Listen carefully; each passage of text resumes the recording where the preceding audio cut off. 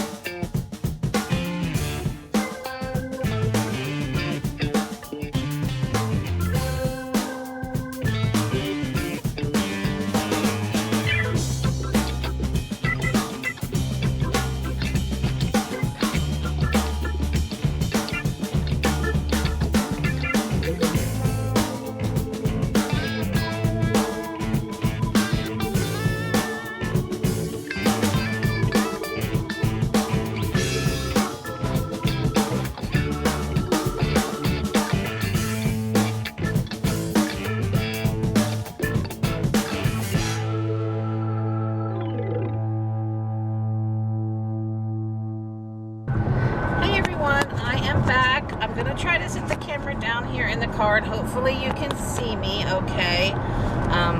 Trying to film but not use my hands obviously because I'm going down the highway right now. So I am on my way to the doctor. The doctor that I'm going to see is, I see a doctor with the Department of Internal Medicine with Penn State Hershey Medical Center for, I have a 11 millimeter nodule in my right lung, and this was found over a year ago. We found it by accident Christmas Eve of 2015 when I was taken to the emergency room for a completely different issue. It was noticed on my abdominal CAT scan. So I have to see this doctor regularly just for general checkups, and then once a year we will continue to do CAT scans on the lung just to make sure that it is not growing. 11 millimeters is a significant size, but it's still a couple millimeters below what's considered dangerous to have something that large in there. If it doesn't grow and doesn't cause me any issues, then we're just going to let it alone and continue to monitor it. Obviously, if it starts bothering me or if it starts to grow, we will get it biopsied and possibly remove it. But I'm just hoping that it just stays quiet my whole life and we can just let it in there. So, sorry, I was using the Easy Pass here. I'm getting on the turnpike. So that's where I'm heading now. But I thought while I'm filming, I have to address something. I have one of my subscribers that twice now has noticed that when I drive, I do not wear a seatbelt. Thank you for noticing. You're very detail oriented, obviously, and that is the truth. I do not wear a seatbelt. I never have worn a seatbelt, and I probably never will. And the reason for that is, first of all, I'm not stupid. I know the statistics are out there that prove that seatbelts save lives. And I realize it's a law and I am breaking a law. However, 2 different accidents, one involving me and one involving my father, we were told in no uncertain terms that the only thing that helped us, the only thing that kept us from dying was the fact that we did not have our seatbelts on. So that kind of hits a nerve. One was when I was a young child. I think I was maybe 6. My mom had a Camaro convertible, nice muscle car back then. And we were driving down our bypass through our town. And back when I was a kid, and when most of you, my subscribers, are close to my age, back when we were kids, there was no such thing as car seats. And half the cars didn't even come with seat belts in the back seat. So of course I was like any typical 6-year-old kid. I was, you know, and I might not have been 6, I might have been just a hair younger, like 4 or 5. I'm bebopping around in the back seat.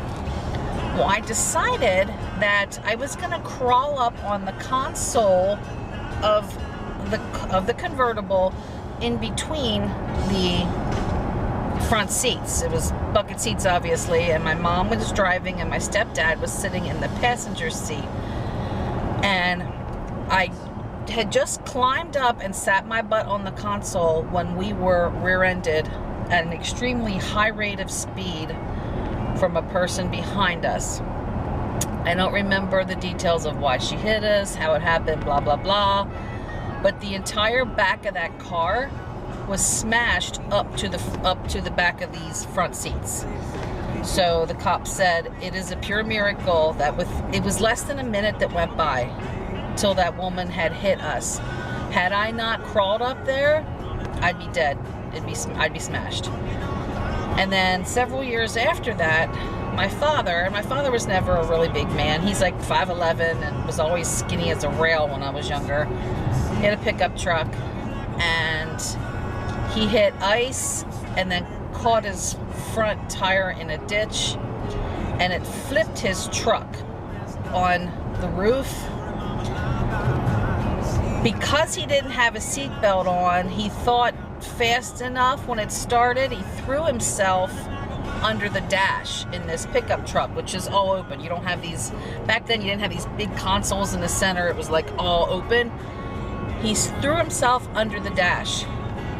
And thank God he did, because his truck, when it flipped, the whole top came in and caved down to the point where the cop said, you should be dead.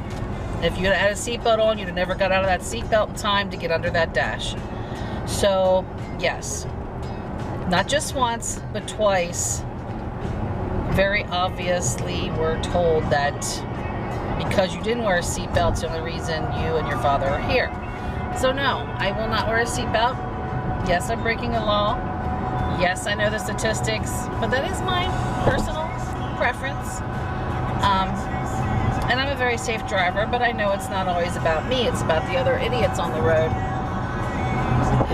So it's a chance that I am willing to take. So anyway, enough about my seatbelt wearing and not wearing, actually. So I'm on my way to get gas and go to the doctor's, and I will check in with you.